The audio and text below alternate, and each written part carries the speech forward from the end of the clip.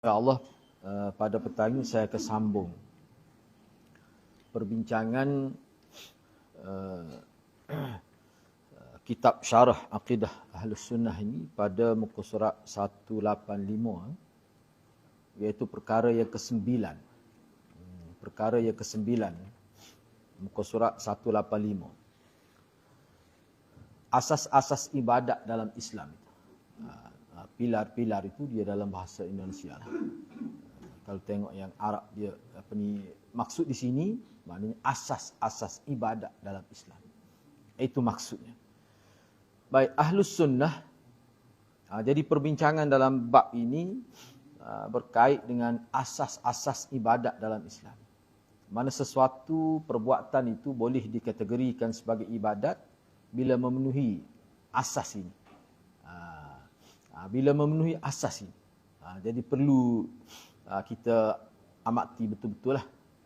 Kalau tidak, ibadat tu hanya dia akan jadi perbuatan biasa ataupun adat sahaja. Tidak akan menjadi ibadat.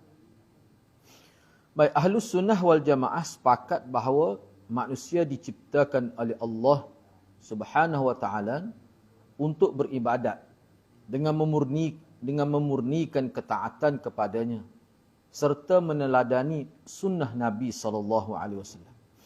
Oleh kerana itu, setiap Muslim dan Muslimah harus di sini maknanya wajib. Harus di sini maknanya wajib. Setiap Muslim dan Muslimah wajib mengetahui hakikat ibadat yang sebenarnya, agar amalan yang dikerjakannya diberikan ganjaran kebaikan oleh Allah SWT. Maknanya, setiap perbuatan yang kita buat itu, yang berbentuk ibadat itu, kalau tidak menepati kehendak Allah, yakni tidak sesuai dengan sunnah Nabi-Nya, Allah tidak akan bagi pahala. Langsung tak akan dapat pahala, walaupun kita buat 1000 tahun pun. Itu dia punya sistem yang telah ditetapkan oleh Allah dalam bab ubudiyah. Jadi pertama sekali perlu kita tahulah, bila sebut ibadat itu apa? Dibimbangi kokok jadi adat sahaja. Pergi masjid pun jadi adat. Baca Quran pun jadi adat. Sebab apa? Sebab tidak memenuhi kehendak agama. Padahal zahir itu nampak ibadat dah. Tapi bila dilakukan dengan cara yang tidak betul, dia hanya jadi adat. Tak dapat pahala. Baik. Ibadat secara bahasa, etimologi. Secara bahasa, yang ini etimologi bererti merendahkan diri. Ini dari sudut bahasa Arab. Bila sebut ibadah, dari sudut bahasa Arab, maknanya merendah diri serta tunduk. Adapun dari segi terminologi ataupun dari segi syariat ataupun istilah, ibadat itu sebenarnya dia ada beberapa definisi. Di sini dikemukakan 3 sahaja. Ta'rif ataupun definisi ibadat. Yang pertama, ibadat adalah taat kepada Allah Subhanahu wa taala dengan melaksanakan perintahnya melalui lisan para rasulnya.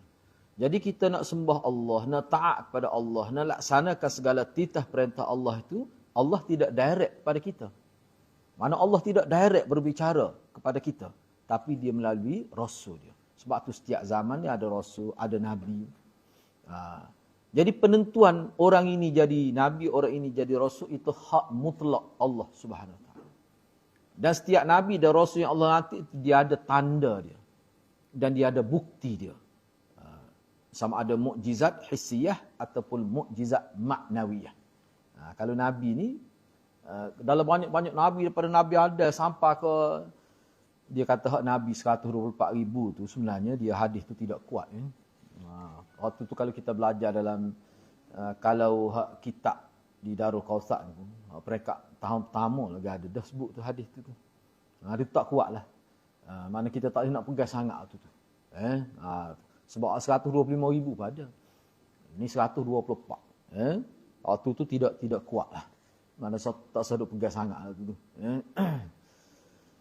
Baik. Jadi, mana setiap Nabi dan Rasul itu, Allah yang lantik. Bila kata Allah lantik manusia, maknanya manusia terbaik. Dan Allah nak pelihara supaya tidak tersalah Rasul itu, Allah kawal dia dengan ismah. Ismah ni kita panggil maksum Nabi. Dengan sebab ada waktu, dia jadi ta'asub pada Nabi itu wajib. Wajib ta'asub pada Nabi. Tapi kepada orang lain tak boleh. Para sahabat pun tak boleh ta'assub. Tapi Nabi wajib. Ta'assub pada Nabi itu termasuk dalam iman bir-rusul. Itu kita kena ingatlah perkara tu. Ya? Di sini dia jelas disebut. Ibadat-ibadat ni dia merupakan ketaatan kepada Allah. Taat tu macam mana? Dengan melaksanakan perintah Allah. Macam mana kita melaksanakan perintah Allah? Kita tidak boleh direct dengan Allah. Ilham tu dia tidak jelas. Kalau kita kata saya buat ni berdasar pada ilham, semua orang boleh cakap gitu. Kalau begitu ibadat ni macam-macam jenis berdasar pada ilham. Di situ ruai penipuan sangat besar. Dalam agama tidak. Ibadat ni dia mesti melalui kaedah dia. Orang panggil rasul. Rasul tu yang kita sebut sebagai hadis lah. Hadis tu dia ada disiplin yang sangat ketat. Sebab tu dia ada sanad supaya tidak semua manusia boleh dakwa ibadat yang dia buat sebagai ibadat kecuali kalau tepat dengan cara Nabi. Nak tepat dengan cara Nabi, dia saluran dia hadis. Hadis tu sendiri nak sabit hadis tu payah. Dia ada ulama khusus yang itu. Dan Allah jaga ajaran tu walaupun Nabi tak ada, dia lahirkan ulama-ulama yang sanggup dicerca kerana mempertahankan sunnah tu. Sanggup mati kerana tu. Dia jadi gitu Allah buat agama ni. Ada saja orang kecek tak betul, maka ulama akan bangkit, akan sebut. Zahirnya kita nampak perbalahan di kalangan ulama. Tidak. Itu bentuk Allah nak jaga agama. Allah tidak biar seorang itu bercakap semena-mena, tak ada seorang pun bangkang. Allah tidak buat begitu. Kita kena terima tu.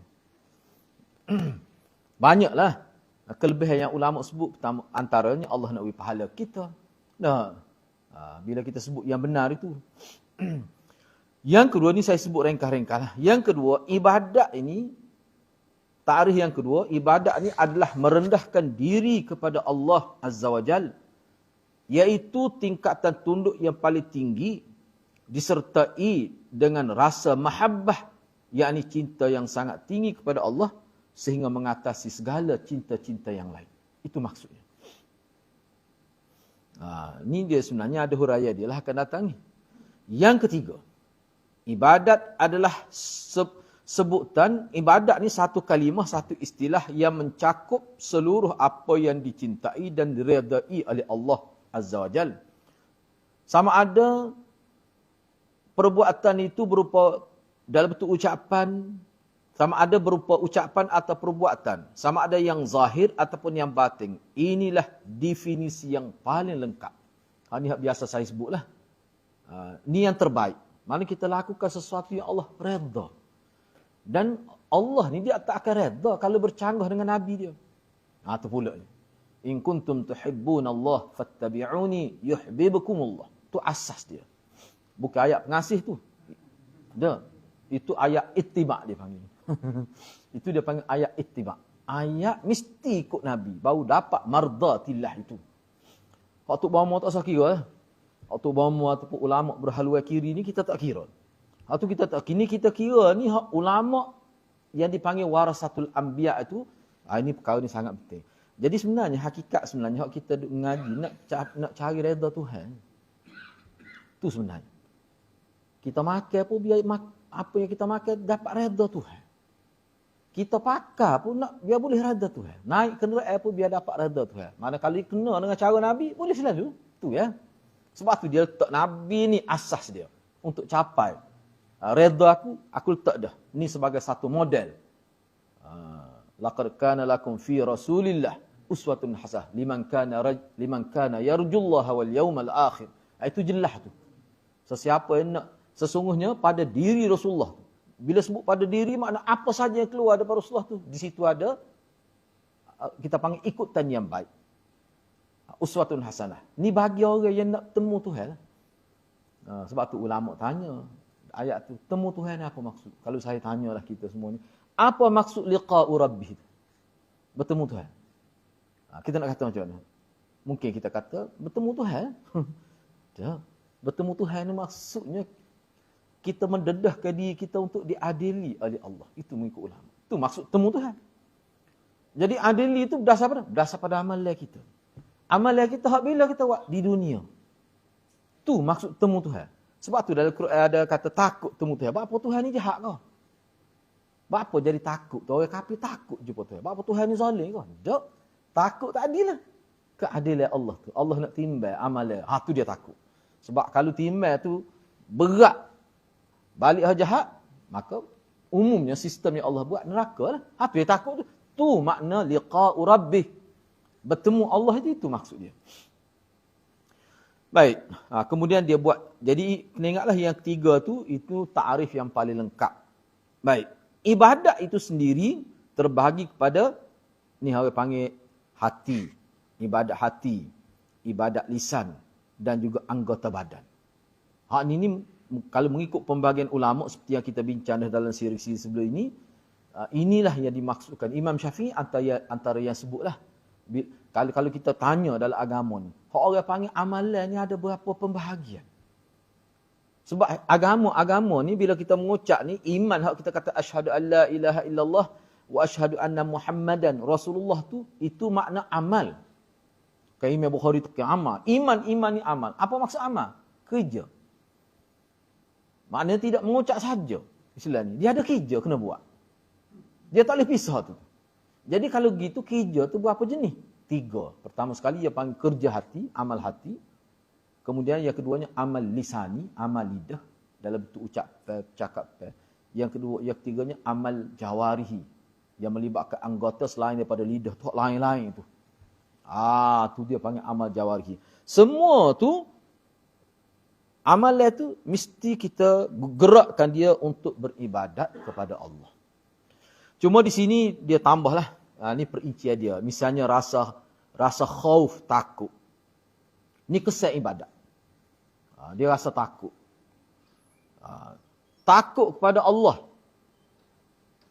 Kemudian dia ada berharap kepada Allah, disebut raja. Dan selepas tu dia lahir mahabbah, cinta kepada Allah. Kemudian ada juga istilah tawakal. Makna berserah diri kepada Allah. Ada juga istilah raghbah.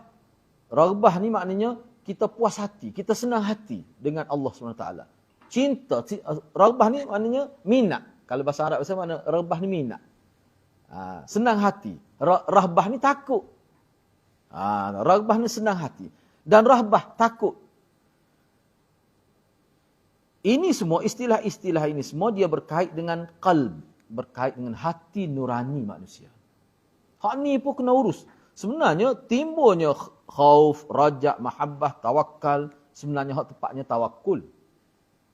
Kebergantungan itu dia tawakul. Kalau tawakal ni dia, kalau kita sebut tawakal, dia bererti serahlah diri kepada Allah. Itu makna tawakal. Dia panggil fi'il amar dalam asal bahasa Arab.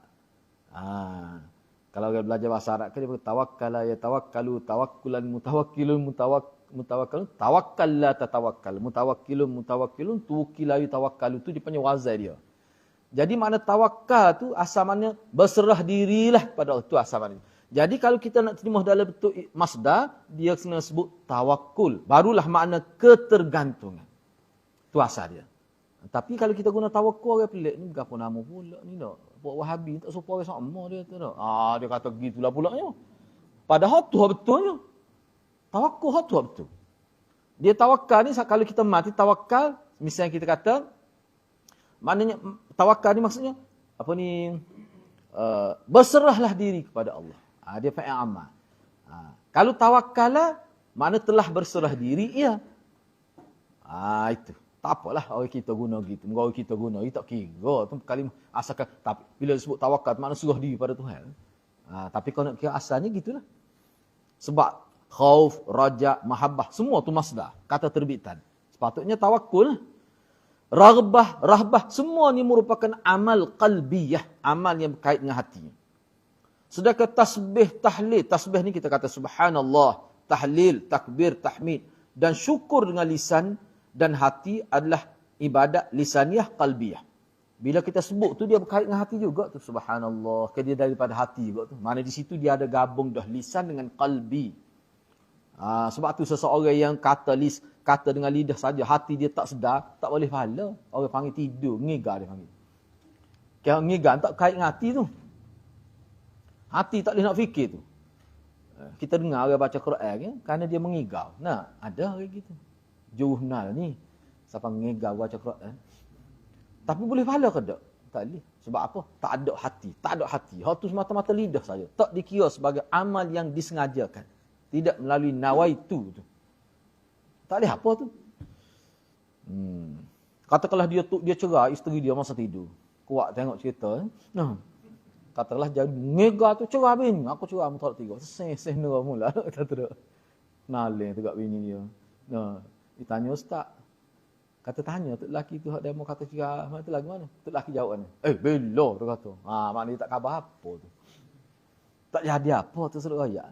4 kali cerai pun. Sebab apa? Sebab dia bukan melalui hati. Hak orang panggil hati ni lah hak sedarnya. Sebab tu dalam agama kita selagi hati, akal boleh berfikir, semua anggota tak gerak tu, kena maya lagi. Sebab hati tu hak dia kira asal. Kesedaran tu. Ada lagi ke tak kesedaran? Kadang-kadang dia masih sedar, cuma kita tak apa. Dia maya. Boleh maya dengan niat. Hak nak maya dengan niat tu, kena sapa waktu gitu boleh maya dengan niat. Ni duk segar-segar kata fisikah maya niat. Tu pokok batiniah tu, pokok batiniah. Tak betul tu. Ambil jumpa dah ni pokok ni. Duk berkhiyat tu ya, tidak jauh maya niat, pakai putih belaka. Sesak macam mana nasib dia. Royak pun tak dengar. Alah, kadang-kadang Allah ni dia hilangkan tuah manusia tu dengan cara begitu. Nasib tak baik lah. Sebab tu kita kena bersyukur. Kena doa sama biar Allah tetap ke kita dalam keadaan ini. Ataupun lebih diperteguhkan lagi. Sedangkan salat. Jadi hak tadi, tahlil, zikir, tahmid berkait dengan lidah tu sebenarnya hakikat dia panggil ibadat lisani qalbi. Bukan lidah saja tersebut tu. Dalam keadaan sedar tu maknanya hati berfungsi. Baik. Kemudian, salat, zakat, haji, jihad. Ini dia panggil ibadat badaniyah qalbiyah. Sebab tu ulama kata haji ni, kalau seorang tu pergi buat haji, katakanlah, dia pergi melakukan ibadat haji, dia tak baca apa-apa. Sah ke tak? Ulama kata sah. Bukan kata molek, ayat sah lah. Dia pergi, dia buat niat dalam hati belakang, tak bunyi pun mulut. Memang ulama kata sah. Walaupun setengah ulama kata alih masa ihram tu kena sebut. Tak apalah, ke mana pun ada khilaf di situ. Tapi nak ayatnya dia sebab kita tahu tak kata berapa pun. Sah ke tak sah? Tapi sekadar sah jelah. Kita tak silah ibadat sekadar sah. Bobolulu. Sesek. Galu punggung. Sesek kita. Boleh faham tak Kelantan boleh faham. Sekadar tu agak dia tidak boleh mencapai target tu. Kita naknya biar berkualiti. Serta masih banyak lagi bentuk-bentuk ibadat yang berkaitan dengan hati, lisan dan badan. Baik, sebelum kita pergi kepada seterusnya. Jadi, apa kesimpulannya sebelum masuk muka surat lain? Kesimpulannya, agama Islam ni dia menyentuh semua perkara. Menyentuh semua perkara. Hati pun dia sentuh. Lisan pun dia sentuh. Amal perbuatan zahir pun dia sentuh juga. Tu orang panggil Islam. Tu kalau tidak Islam. Jadi kalau ada kata amal tak tutup aurat hati baik, tu memang salah beratlah tu. Nampak rambut gini pun tapi hati hati wali ni. Kalau ada kata gitu tak betul lah tu. Tu silap faham tu. Tu silap faham banyak tu. Tu kalau di istilah dia panggil murji'ah tu. Dalam istilah dia panggil murji'ah. Satu faham yang salah klasik dulu. Nama tu tapi ajaran tu kekal. Lah ni pun ada. Baik. Ibadat inilah yang menjadi tujuan penciptaan manusia. Ibadat hak mana? Hak menyentuh hati, lisan dan anggota-anggota lain. Itulah yang dikatakan ibadat. Mana semua perkara kita buat ni kena ada hubungan dengan Allah. Jangan putus dengan Allah. Maknanya mengikut sunnah. Itulah yang dikatakan dalam ayat ini. وَمَا خَلَقْتُ الْجِنَّ وَالْإِنسِ إِلَّا لِيَعْبُدُونَ مَا أُرِيدُ مِنْهُمْ مِنْ رِزْقٍ وَمَا أُرِيدُ أَنْ يُطْعِمُونَ إِنَّ اللَّهَ هُوَ الرَّزَّاقُ ذُو الْقُوَّةِ الْمَتِينِ. Aku tidak menciptakan jin dan manusia kecuali tujuannya aku buat tu adalah untuk supaya mereka sembah aku. Sembah dalam konteks tadi sembah guna hati, sembah guna lidah, sembah Allah ni guna anggota-anggota yang lain. Makna lengkap sebuah kehidupan itu maksudnya. Aku tidak menghendaki rezeki sedikit pun dari mereka. Dan aku tidak menghendaki agar mereka memberi makan kepadaku. Sesungguhnya Allah, dialah yang memberi rezeki kepada makhluk. Dan dia mempunyai kekuatan lagi sangat kukuh dia punya kerajaan dia. Dia tak perlu. Dia buat rezeki tapi dia tak perlu pada rezeki. Tu. Mana Allah buat rezeki ni untuk kita. Cuma dia suruh sembah kita. Gak sembah Allah ni. Itulah kita bincang. Sembah Allah ni mana kalau boleh rezeki. Kata Alhamdulillah, bersyukur, doa kepada dia. Dia suruh tu ya. Dia suruh tu ya. Buat apa-apa kena minta doa dengan dia. Kena harap. Lepas tu dia kata tak boleh, jangan buat. Tu kalau bahasa mudah. Sebab tu Imam Malik kata. Maksud takwa ni yang kena ada pada setiap umat Islam ni. Ta'rif takwa yang kena pada semua orang Islam ni. Dia ikut hak Allah suruh. Tinggal hak Allah larang. Tu mudah. Bahasa Imam Malik. Siapa-siapa tak ngaji pun boleh faham tu. Tak payah guna istilah hak berat-berat. Nak faham agama, nak jadi orang bertakwa ni, dua perkara. Ikut hak Tuhan suruh. Melalui lidah Rasulullah. Lepas tu tinggal hak Tuhan larang. Melalui lidah Rasul dia. Hak Rasul dia ayat. Cukup. Tu. Itu ta'rif yang dibuat oleh Imam Malik. Jadi hak ta'rif ni kena pada semua orang. Tak kira dia tu peringkat profesor ke, peringkat orang kapal biasa ke. Tu. Baik. Allah Subhanahu Wa Taala memberitahu bahawa hikmat penciptaan jin dan manusia adalah agar mereka melaksanakan ibadat hanya kepada Allah sahaja. Dan Allah ni Tuhan, Allah ni bila sebut Allah ni kita kena tahu dia ni maha kaya. Bukan kaya tapi maha kaya. Dia tidak memerlukan ibadat itu. Allah tidak, bukan untuk Allah tu ibadat. Dia tidak perlu pun. Kalau kamu tak ibadat pun Allah tetap kuat, tetap gagah. Cuma dia nak tengok kamu ikut ke tidak perintah dia. Dia suruh sembah dia. Sembah dia tu dalam istilah dia panggil ibadat. Tapi dia tidak perlu. Tidaklah kata bila ramai manusia derhaka pada Allah, maka kerajaan Allah jadi goyah, jadi tidak kuat. Tidak begitu. Itu maksudnya. Akan tetapi merekalah yang memerlukan kepada Allah kerana mereka bergantung kepada Allah. Kerana mereka tu bergantung kepada Allah. Sesiapa yang menolak beribadat kepada Allah, dia dikira sebagai mutakabbir, sombong. Sombong dalam istilah agama, sombong yang paling teruk sekali, orang yang tidak mahu beribadat kepada dia. Ini sombong. Sebab apa? Sebab Tuhan bagi segala-gala kepada dia. Tidak kita, kalau kita lah mana? Kita beri segala-gala. Contohnya, seorang itu susah, kita tolong dia. Semua kau tu, anak sekolah dia kita tolong lagi. Duit poket anak sekolah, kita tolong. Tiba-tiba tak tegar kita. Tak tegar ya. Bukan jelek pun. No. Tak tegar ya. Kita kata mana? Oh, dia. Dia tubiklah perkataan dalam zoo tu tak. Dia tubik habis tu. Tubik habis. Apa tu? Marah. Kita pun tak tegar baru tu marah dah. Enggak Tuhan ni wui lebih daripada kita wui pada orang tu. Segala-gala dia wui. Tiba-tiba Allah suruh sembah tak sembah. Pergi sembah benda lain. Kalau kita lah ke mana agak? Tak taat pada pemimpin ni boleh dikenakan hukum kalau dalam bab ketenteraan. Mana-mana pun kalau orang panggil pemimpin kalau tak taat, dia akan timur masalah. Orang tu boleh dihukum. Padahal pemimpin tu berapa dia yang diberi pada kita ya? Alhamdulillah ada kita nampak. Tapi kalau tidak taat tak patuh. Tak boleh. Sehingga ada istilah boroh kalau derhaka pemimpin siapa mereka nak menjatuhkan kerajaan tu tak. Dia panggil istilah boroh jadi halal darah mengikut fiqh. Gahan sebab itulah tak peliklah kalau murtad, kalau kih murtad tu kena hukum pancung dan sebagainya. Maknanya di sini Allah SWT dia tidak nak sesuatu daripada kita. Cuma dia nak tengok kita ni patuh ke tidak. Kepatuhan tu sebenarnya. Mana ibadat ni bukan keperluan untuk Allah. Keperluan untuk kita. Allah ni tengok patuh ke tidak. Pada aku wui apa-apa aku wui semua kamu. Tak cah pun udara. Kalau cah parut tu. Meta udara. Ni meta api. Ni meta oksigen. Parut. Tak, Tuhan tahu. Free ya. Cuma dia nak suruh kata Alhamdulillah. Lepas tu dia suruh buat. Kalau banyak, boleh harta banyak sampai dia suruh sedekah sikit. Juz. Satu bahagia. Bukan kul. Tu. Baik. Itu makna sombong. Orang sombong tu. Sesiapa yang ibadah kepada Allah. Tapi dalam masa sama, dia ibadat juga kepada lain. Tu orang panggil musyrik. Ni rekah-rekah yang sebut. Rekah-rekah. Mudah faham. Sesiapa yang beribadah kepada Allah. Tetapi tidak seperti mana yang dia syariatkan melalui lidah Rasul dia. Tu orang panggil ahli bid'ah. Buat bukan tak buat. Tapi tak serupa dengan Allah nak. Dia panggil ahli bid'ah. Bid'ah ni ada dua. Bid'ah hakiki. Yang tak ada langsung daripada Nabi.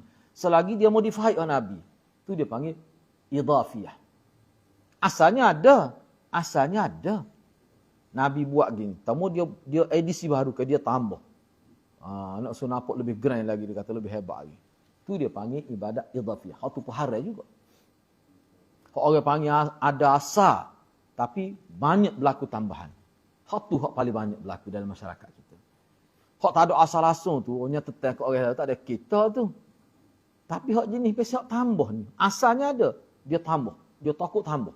Hak tu dia panggil bid'ah idhafiyah, mana tambahan, bid'ah tambahan. Tu. Tak usah buat contoh dah. Marah kat orang. Kau buat contoh yang marah pula. Buat contoh diri. Kau tak erti lagi. Ngaji berbelok tekak-tekak tu tak.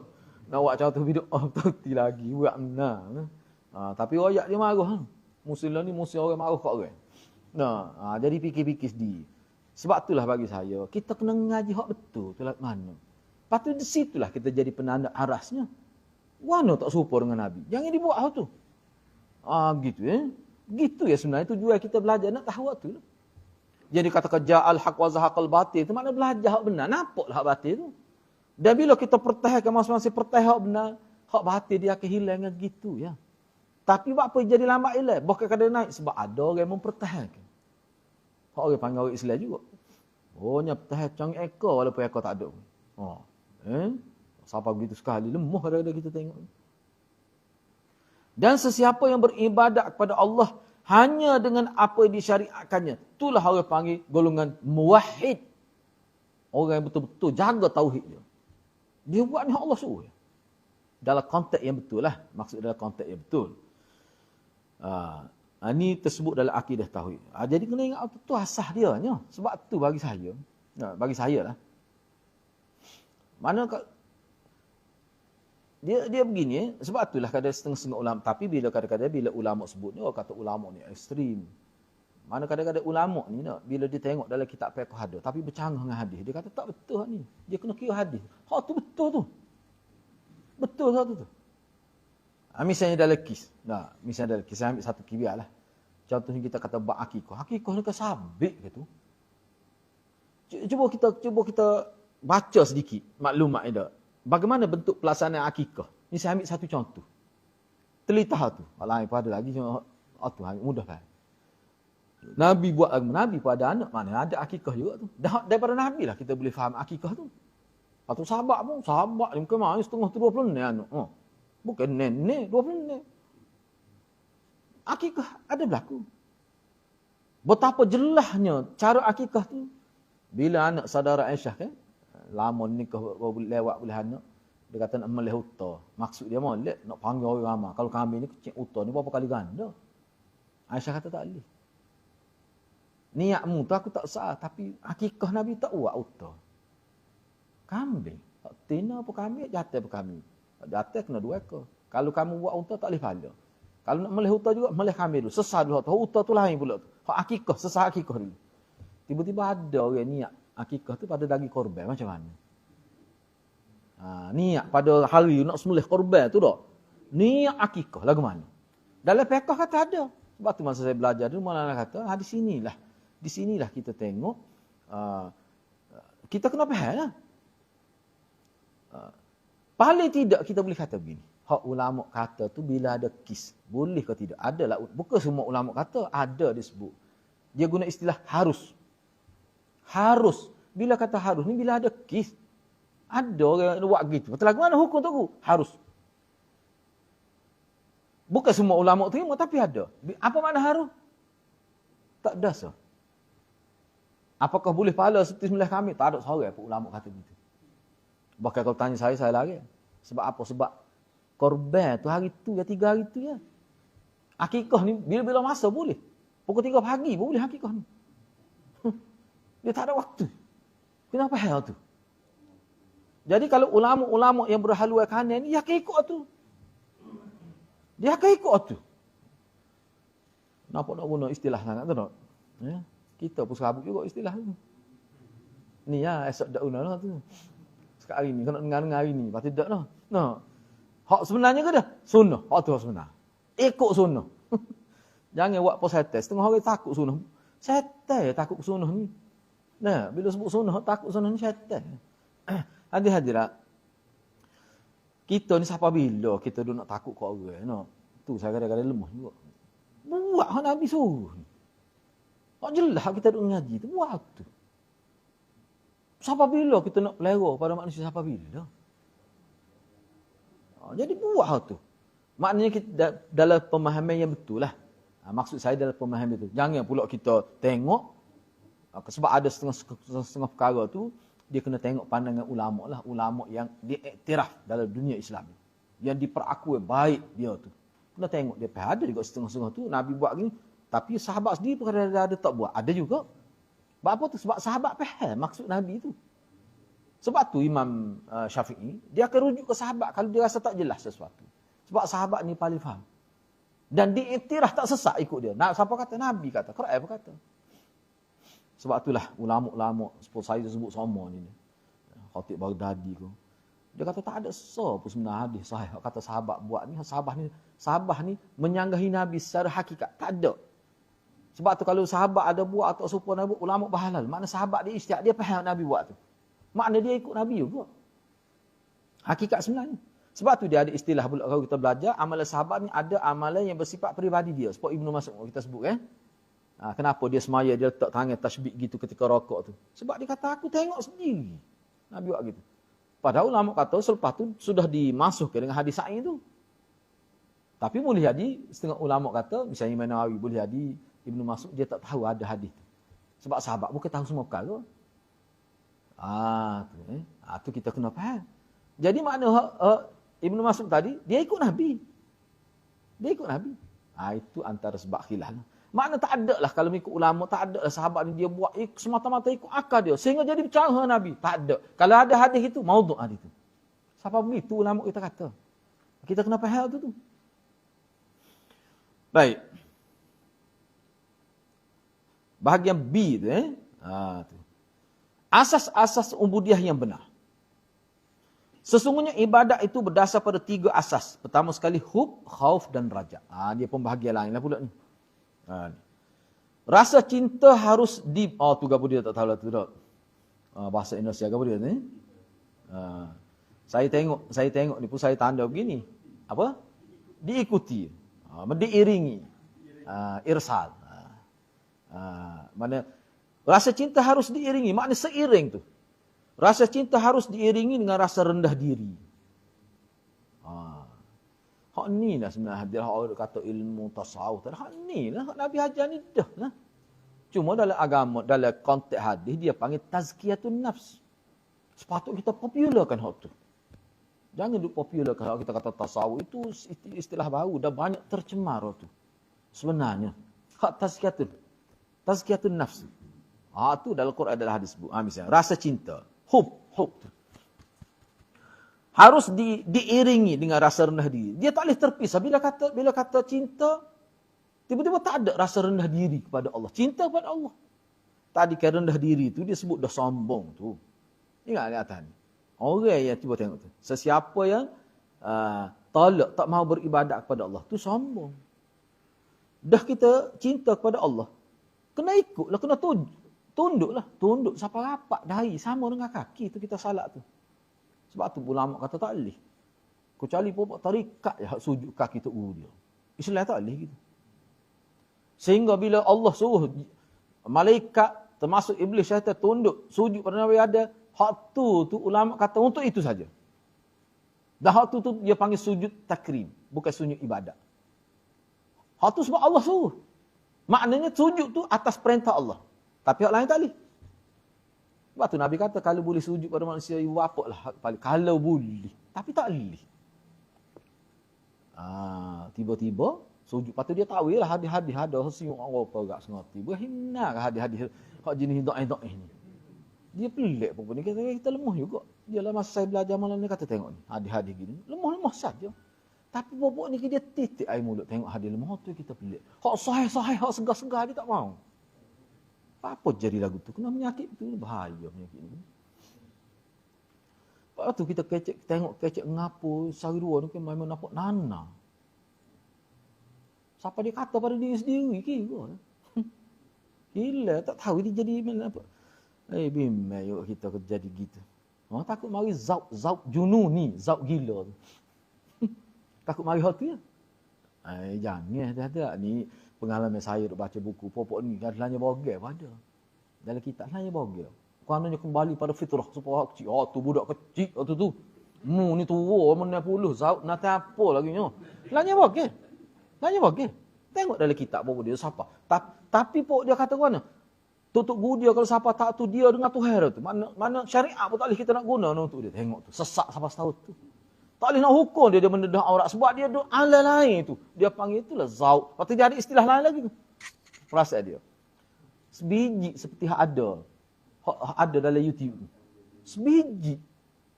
Pasal kena taklid. Berapa zauk tinggi dia duk jerit tak berhenti minggu-minggu. Sopo dalam kitab tu. Betul-betul. Sebab tu pok dia awal-awal lagi. Kalau ada benda-benda orang-orang yang rapat dengan Tuhan. Kalau ada bercanggah syariat tak boleh nak hukum dia. Dia wih lalu. Dia cadas lalu dah. Nah, tu. Jadi syariat ni untuk orang lagu mana? Orang seperti kita. Hak tak siapa zauk tu. Dia kalau nak ngapu. Dia siapa tahu tu. Baru puas hati nak. Ni orang panggil ngabai peringkat tinggi. Tu. Tak ada ilmu berapa pun.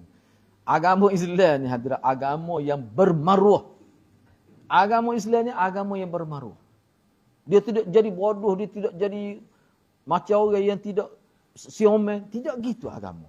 Agama Islam sifat dia gitu. Bayangkan Nabi, sahabat dia tak kacing baju, dia suruh kacing. Islam tu gitu sifat dia. Tidak kata apa kacing, jangan dia kacing lah biar nampak tu. Tu baru orang panggil zuhud. Tak, Nabi tak benar. Bahkan ada sahabat tu, dalam riwayat kalau kita baca, kita jumpa lah. Dia sahabat tu pakai kemah, dia pakai baju kebiasaan dia. Bukan kebiasaan orang Arab. Sahabat Nabi yang tidak orang Arab pakai. Suit seperti kita pakai Melayu. Suit Melayu pun nak pergi nikah tu. Nabi puji. Kemah nampak. Tengok rupiah ke mana. Pakai kain saping. Bini kata, yang mau nak pergi dengan kuliah juga tak agak ni. Maka pakai kain saping nak pergi kuliah ni. Kata tak, kita pun nak pergi dengan kuliah juga. Tak percaya bini. Tak usah pakai sekat baju Melayu, seluar Melayu, sudahlah. Tak apa tu Malik. Saya ingat lagi. Yalah kita muka belajar sekolah. Dua hadis pun sikit-sikit belajar. Ni ya kita. Setahun tu nipi. Berapa puluh muka surat. Bila ngaji Maulana dia sebut lagi ni. Kata-kata lain. Nah ni. Maklumat ni. Siapa dia kata comel. Dia kata Islam nak comel. Inna Allaha jamilun yuhibbul jam. Allah Nabi dia nak comel. Sebab Allah didik Nabi gitu. Dia tak asyik serabih-serabih gitu. Sebab tu Nabi ni menyesaga apa tu sekat 40 hari. Kalau tidak tak boleh dosa. Kena cukup, kena urus dalam tempoh tu. Nak biar kemah. Orang Islam ni. Cuba tengok orang agama lain nikah budak. Setengah-setengah agama lain lah. Dia betapa setahun tu tak cukup tak gapo. Bila cukup setahun dia tubik lanya bogel dalam YouTube. Itulah orang panggil rijaluddin. Orang-orang agama hak betul-betul zuhud. Hak tu dia dengan Tuhan. Lanya bogel. Jangan lupa, mana habis ni? Tunggu saya pergi mandi, seorang gangga tu ketuk-ketung, nampak mulanya bogel. Dia sebut, dia tengok.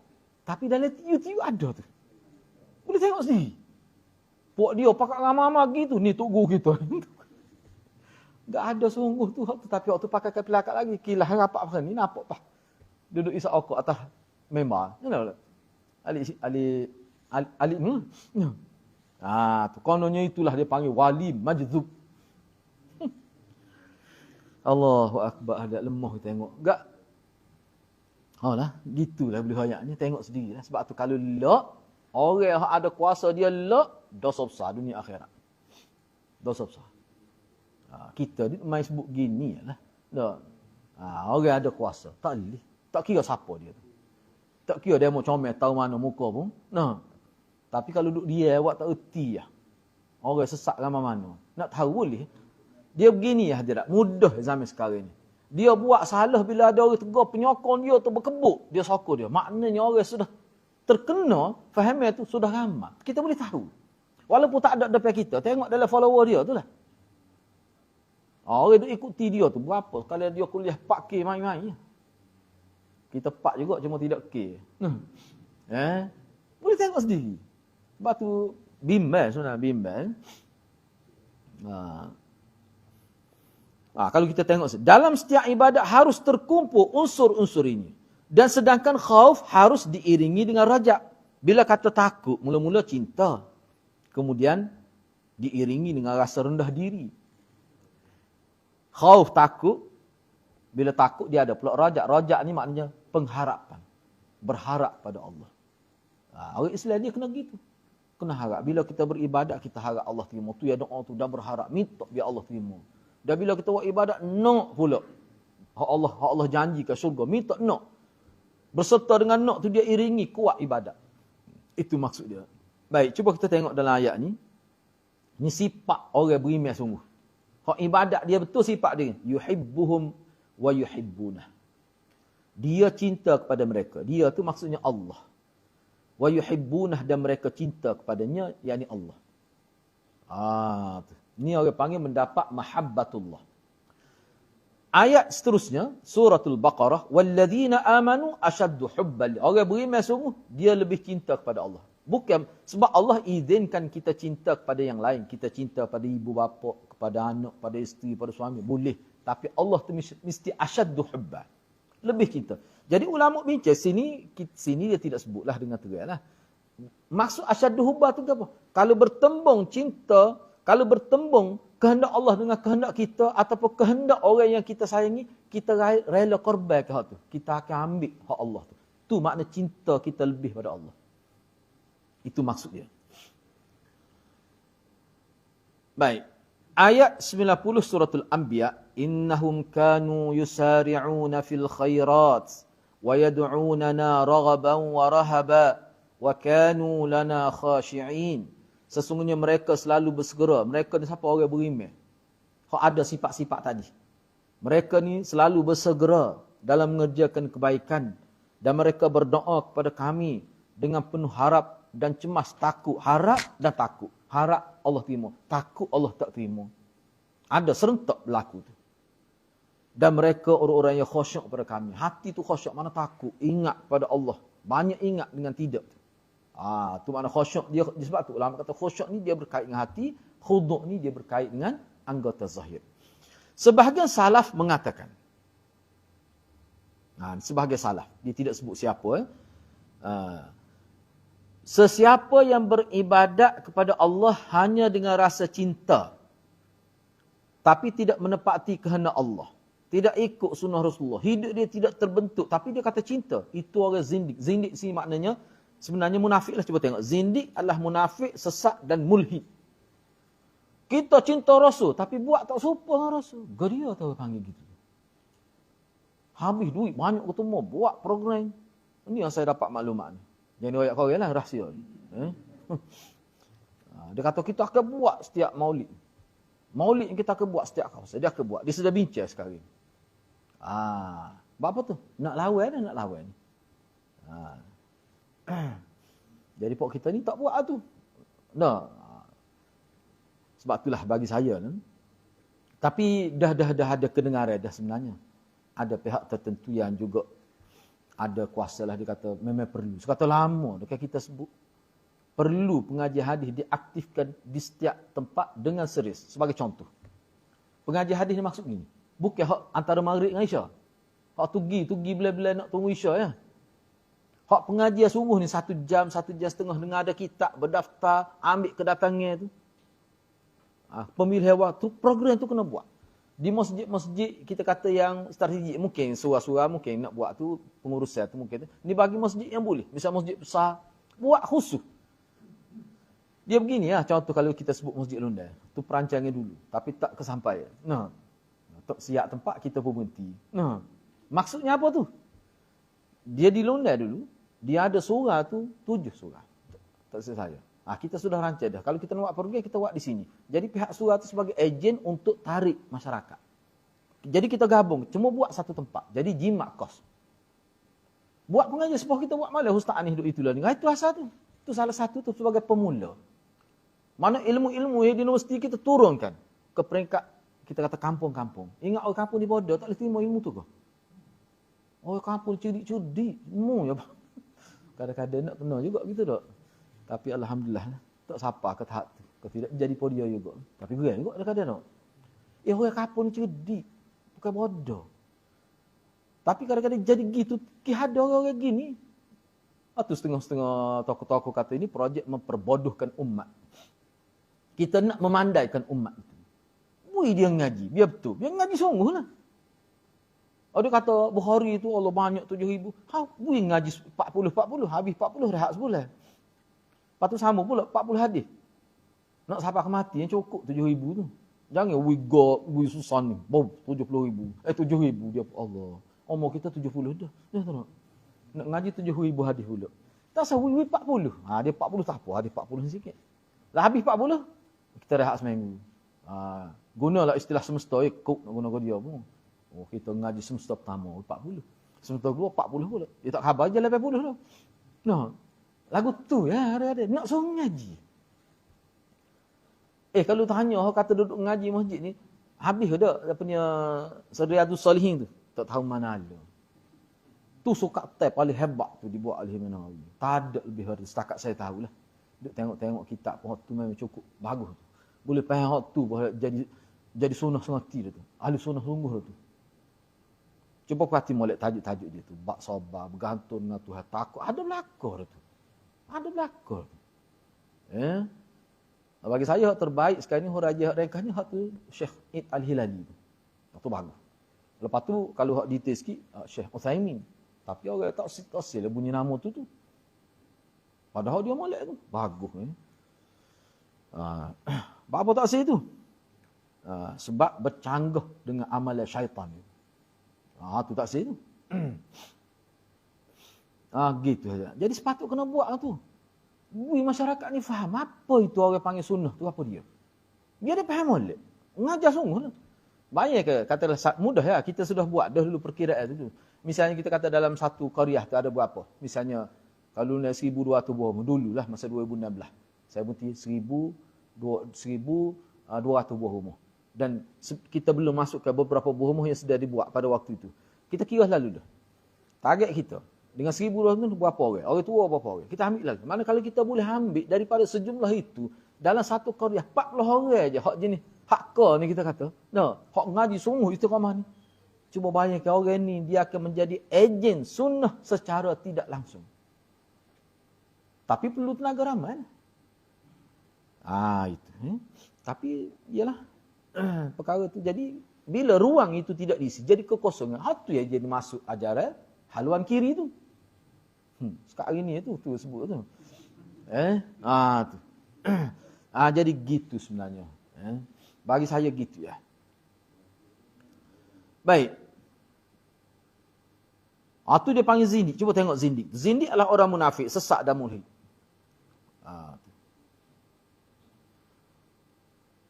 Sesiapa yang beribadat kepada Allah tapi hanya dengan rajak.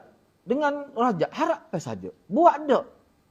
Mengharap je. Perbuatan dia tidak menepati cara Rasul. Tapi hati dia nak pada Allah. Berdoa juga. Itu dia panggil murji'ah lah. Maknanya kehendak hati tak selaras dengan perbuatan zahir. Itu murji'ah. Sesiapa yang beribadat kepada Allah hanya dengan takut saja. Ni dia panggil haruri. Puak-puak Mu'tazilah. Betul Khawarij ni. Puak-puak Khawarij. Puak-puak Khawarij ni orang buat dosa besar. Jadi kafir lalu. Sehingga saya baca dari buku tu zaman dia memerintah satu kawasan dulu. Setiap rakyat ni dia bagi. Rakyat berapa orang? Setiap rakyat ni dikawal oleh seorang. 50 orang dikawal oleh seorang nakib. Nakib ni yang setiap hari tanya. Kalau kita lihat setiap hari nakib ni atas grup WhatsApp. Dalam grup WhatsApp di 50 hari dia pergi. Dia jaga 50 orang. Tanya buat dosa besar. Jangan buat dosa. Sebab jadi kafir lah. Kena jaga. Kesusah tu. Setiap 50 orang dijaga oleh seorang. Ditugas oleh kerajaan. Ni nak ayat apa dia. Sebab apa? Buat dosa besar jadi kafir lah. Dia ingat lagu mana kafir ni ada. Sekali buat dosa. Bila kata kafir. Hilang habis pahala hak buat tu. Buat pula boleh seminggu jadi kafir pula. Hilang pula. Ni bercanggah dengan cara Nabi. Sedangkan kita dalam agama ni buat dosa besar ni. Dia dosa hak tu ya. Tak hilang pahala tu. Ni pokok ni. Ni termasuk pokok yang melampau dalam agama. Sesiapa yang beribadat kepada Allah dengan cinta, takut dan mengharap kekelebihan di sisi Allah. Dia ni orang panggil mukmin muwahhid mukmin yang mentauhidkan Allah. Itu makna mukmin muwahhid.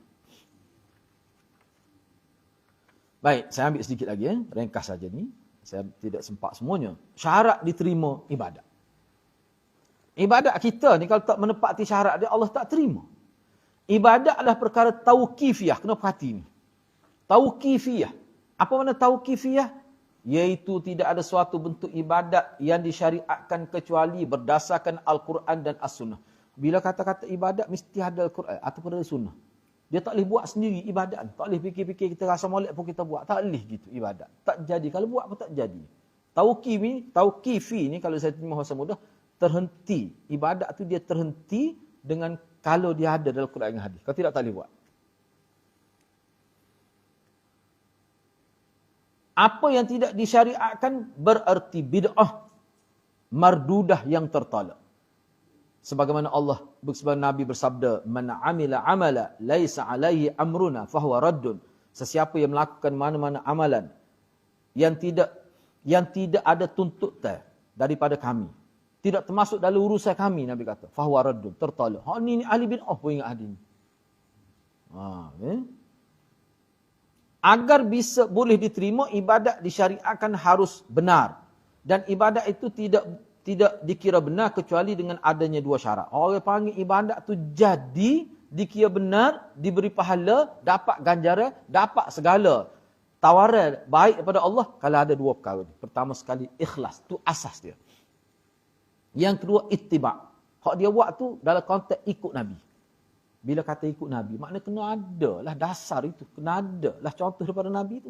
Nak ikut macam mana kalau Nabi tak buat? Syarat yang pertama merupakan konsekuensi dari syahadat. Ni kesal daripada syahadat tu. Adalah hak pertama tu ikhlas tu. Kesal daripada mengucap daripada syahadat tu. Tak jadi kalau tak ikhlas mengucap tu. Kesal daripada hak tu lah. Buat tu kerana Allah. Kerana Allah. Kesal tu. Kerana ia mengharuskan ikhlas dalam ibadat hanya kata. Mengharuskan makna mewajibkan. Ikhlas. Bila seorang itu mengucap syahadat tu sendiri. Mewajibkan ikhlas dalam beribadat hanya untuk Allah. Kalau tidak, dia jadi syirik. Jadi syirik. Sedangkan syarat kedua adalah konsekuensi dari syahadat. Hak orang kata asyhadu alla ilaha illallah, itu bab ikhlas. Wa anna Muhammad Rasulullah, itu bab syariat. Itu bab orang panggil apa ni? Hak kata ittiba' tadi. Ittiba' tadi ikut Nabi tu, hak kita mengucap tu, hak yang mengaku bahawa Nabi Muhammad sebagai utusan Allah, tak apa maksud. Kena ikut dia lah. Sebab itulah dia kalau kita belajar tauhid ke apa, misalnya kalau orang tanya kita, apa makna beriman pada Rasul? Awak sebut dengan bahasa ringkas. Saya pernah tanya ni. Pelajar ulumul wahyi. Perempuan. Dalam interview. Interview ni mengajar Quran sahaja saya tanya. 20 orang. Sehari. Satu hari. 20 hari. Satu hari kita interview dia. Antara soalan tu soalan saya. Tanya tajwid ya. Cuma sahaja nak tanya. Mungkin dia mengajar ulumul wahyi. Ilmu wahyu. Apa makna beriman pada Rasul? Cuba enti sebut pada anda. Apa makna beriman pada Rasul? Tak boleh nak ayat. Wayak pun tak kena. Padahalnya jelas beriman pada Rasul ni kita yakin dan percaya ajaran Nabi bawa ni terbaik.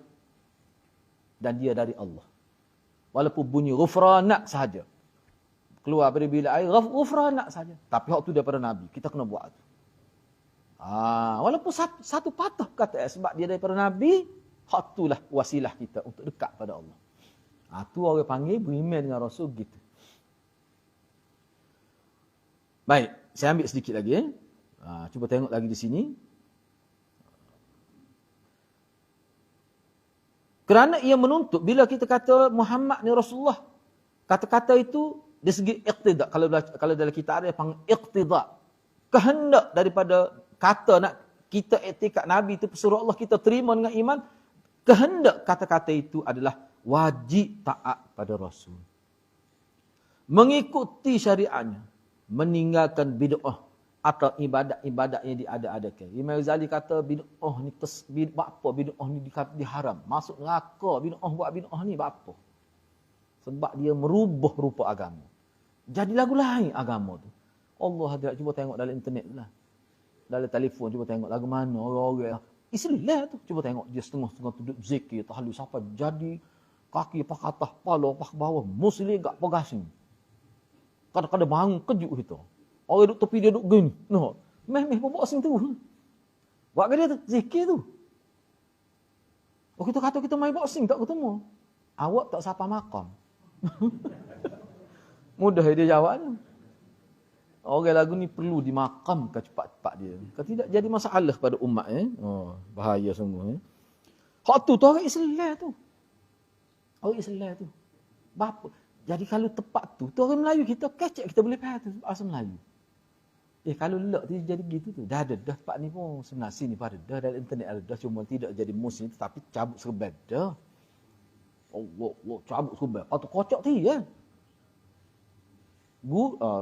Mati dah guru dia tu mari berobat bila sakit mari berobat dia ni apa ni hak perdana ni peta perdana ni bukan je saya peta perdana ni saya kenal hang gotok guru kita juga dulunya tu ayat mudah sebenarnya gitu tapi bila kita tengok sesak tu ni kita tinggal dia tahu tu dahsyat dia 5 tahun duduk dalam hutan duduk suluk tu.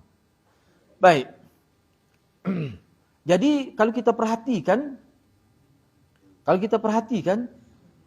kita tengok kita ni yang tak kena penyakit tu dak kita akan kata Allah kenapa ketemu. Sebab tadi saya tengok betul-betul gitu.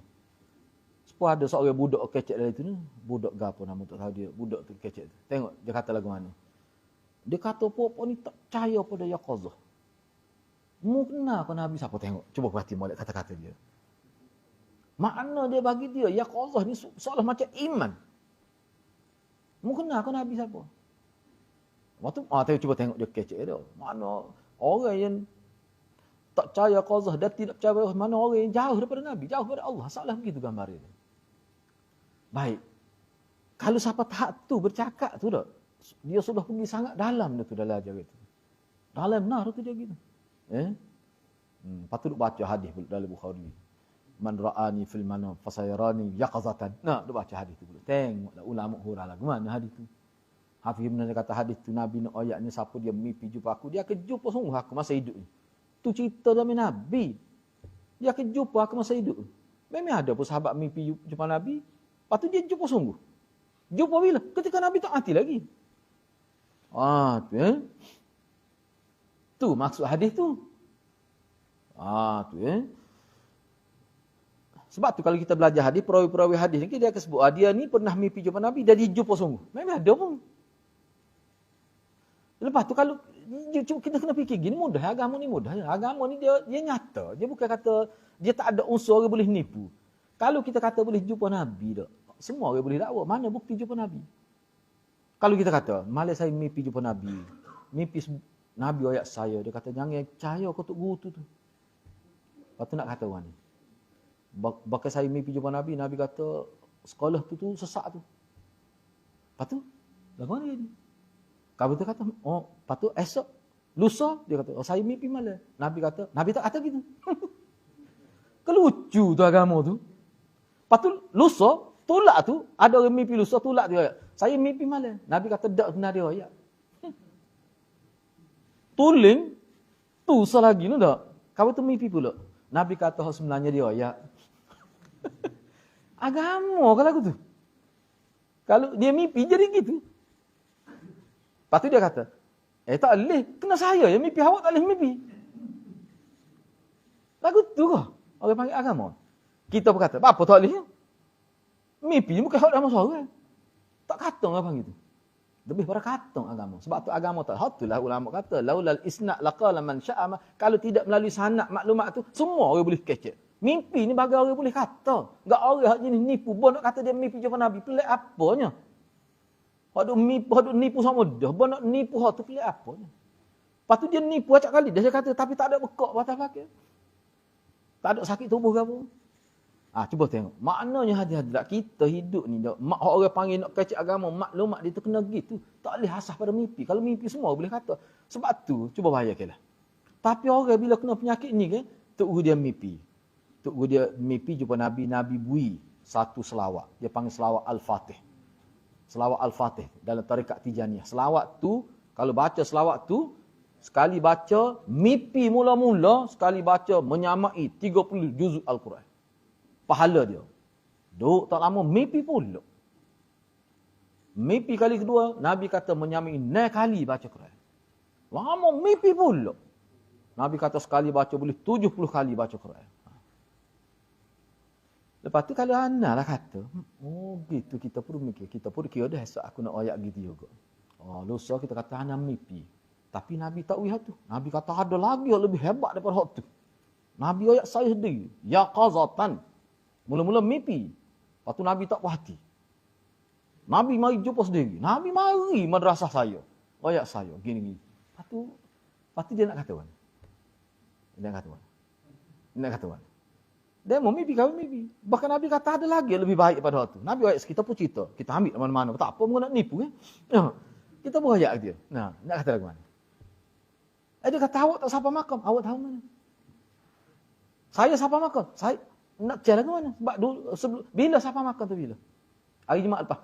Sebelum tu saya tengok sopa yang. Bagai tak tahu mana ada. Agama dia bukan gitu. Tak? Oh kalau jenis popok kita, jenis gong pun dia dah. Nana hari mimpi jumpa Nabi. Lepas tu, banyaklah hakik ada ajaran ni, ajaran versi dia. Ni ajaran versi dia. Sebab apa? Mungkin mimpi dia tak serupa. Oh kalau agama asah dia gitu, setiap pondok ada ajaran dia yang tersendiri. Dia akan jadi lagu tu. Islam ni tidak standard jadi. Sedangkan agama Islam ni agama yang standard. Sebab apa? Asah dia Quran dan hadis. Hak tu ya sebenarnya. Sebab tu bagi saya benda-benda gini kalau kita beri pendidikan yang betul pada masyarakat, walaupun dia tak ngaji tinggi, dia boleh tolak dengan mudah. Kalau kita beri pendidikan yang sebenar. Tu, saya sepotong guru mesti besar Kelantan dulu. Dia pergi mana-mana pun, pergi kapur pun dia kecak gitu. Mesti Quran, dia tekan hati. Tak berubah dah sampai mati. Prinsip tu dia pegang. Sebab tu zaman dia, orang tak berani. Lepas dia mati lah keadaan jenis pelik-pelik ni. Nampak macam mana? Moga handa ni lembek lotek. Gitulah hadirat. Jadi kita harapnya kita ni kita kena doa pada Allah Subhanahu Wa Taala supaya Allah beri kekuatan dan Allah Subhanahu Wa Taala jaga kita di tengah-tengah masyarakat sudah terkena tempiah-tempiah kita kata ajar-ajar yang tak betul ni, kita minta supaya Allah perteguhkan kita, iman kita. Gitulah. Okay, ada soalan ke? Kalau nak tanya boleh dipersilakan. Kita akan sambung minggu hadapan muka surat 188 ayat Al-Baqarah ayat 112. Kita sambung situlah. Okey. Tak ada soalan ni? Okey, kalau tak ada soalan kita berhenti setakat itulah dulu. Mudah-mudahan Allah berkati kita semua. Aku qauli hadza wa astaghfirullahal azim li wa lakum. Wassalamualaikum warahmatullahi wabarakatuh.